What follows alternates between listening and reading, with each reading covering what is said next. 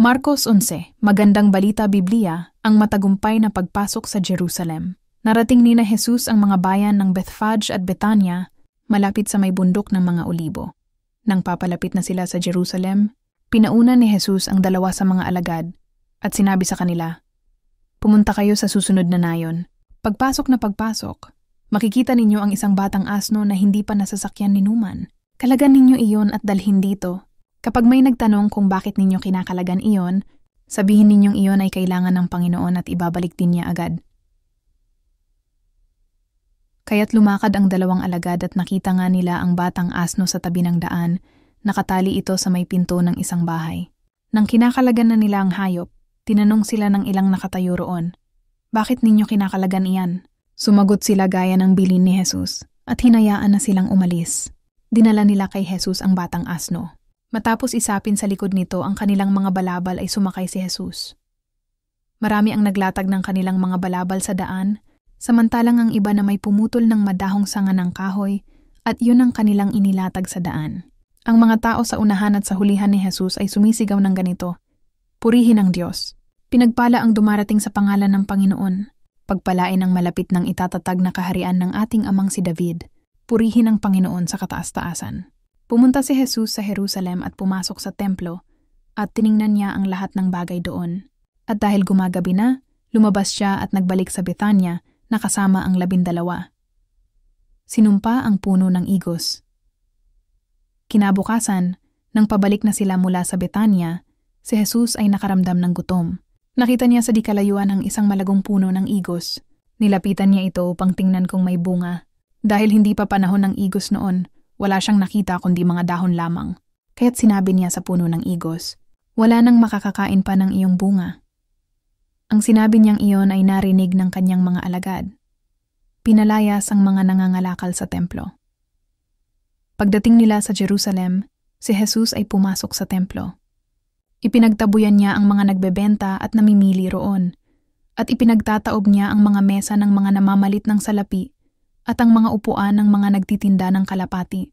Pinagbawalan din niyang tumawid sa patio ng templo ang mga may dalang paninda at tinuruan niya ang mga tao ng ganito, nasusulat, "Ang aking tahanan ay tatawaging bahay dalanginan ng lahat ng bansa. Ngunit ginawa ninyo itong lungga ng mga magnanakaw." Narinig ito ng mga punong pari at ng mga tagapagturo ng kautusan. Buhat nooy humanap na sila ng paraan upang patayin si Jesus.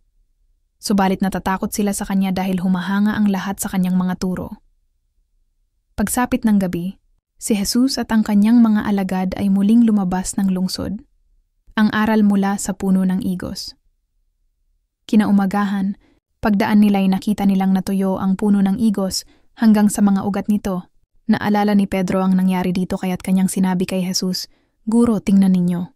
Patay na ang puno ng igos na isinumpa ninyo." Sumagot si Jesus, "Manalig kayo sa Diyos.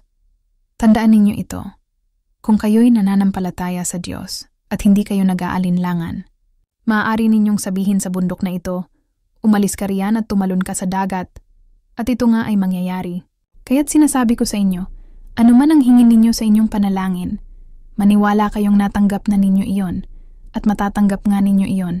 Kapag kayo'y tumayo upang manalangin, patawarin muna ninyo ang nagkasala sa inyo, upang ang inyong mga kasalanan ay patawarin din ng inyong Ama na nasa langit. Ngunit kung hindi kayo magpapatawad, hindi rin naman kayo patatawarin ng inyong Ama na nasa langit." Pag-aalinlangan tungkol sa karapatan ni Jesus. Muli silang pumasok sa Jerusalem. Habang si Jesus ay naglalakad sa patio ng templo, nilapitan siya ng mga punong pari, ng mga tagapagturo ng kautusan, at ng mga pinuno ng bayan. Siya'y tinanong nila, "Ano ang karapatan mong gumawa ng mga bagay na ito? Sino ang nagbigay sa iyo ng ganyang karapatan?" Sumagot si Jesus, "Tatanungin ko kayo.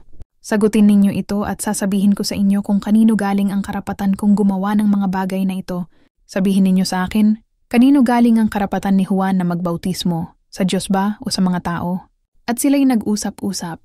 Kung sasabihin nating galing sa Diyos, itatanong naman niya sa atin kung bakit hindi natin pinaniwalaan si Juan.